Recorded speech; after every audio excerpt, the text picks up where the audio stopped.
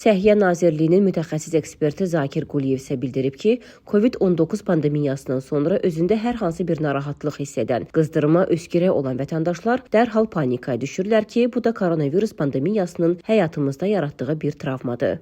Ümumiyyətlə, dekabr, fevral ayları qrip infeksiya mövsümü qrip xəstəliklərinin pik həddinə çatdığı dönəmlərdir.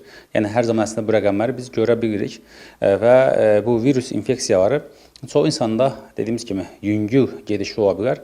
Bəzi yüksək riskli şəxslərdə isə xəstəlik özünü daha ağır keçirə bilər.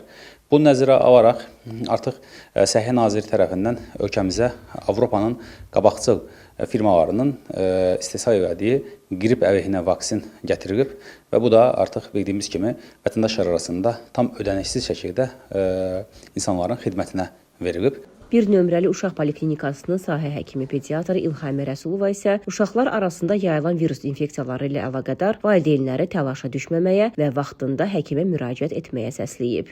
İlkin əlamətlər yüksək hərarət 38-40 aralığında, əzələ ağrıları, baş ağrısı, halsızlıq, quru öskürək, körpə uşaqlar arasında ishal və qusma belə müşahidə oluna bilər.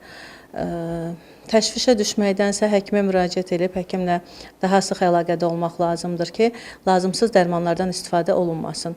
Çünki bu viral infeksiyalarda antibiotiklərin heç bir mənası yoxdur. Şahid oluruq ki, valideynlər öz başına antibiotiklərdən istifadə edirlər. Xəstəliyin hər hansı bir əlamətini özündə evladında görən şəxslər mütləq şəkildə ən birinci izolə olunmalı, yəni dərsə, bağçaya göndərilməməlidirlər. Yataq rejiminə əməl olunmalıdır. Bol maye, bol vitaminli qidalar, mayelər istifadə olunmalıdır.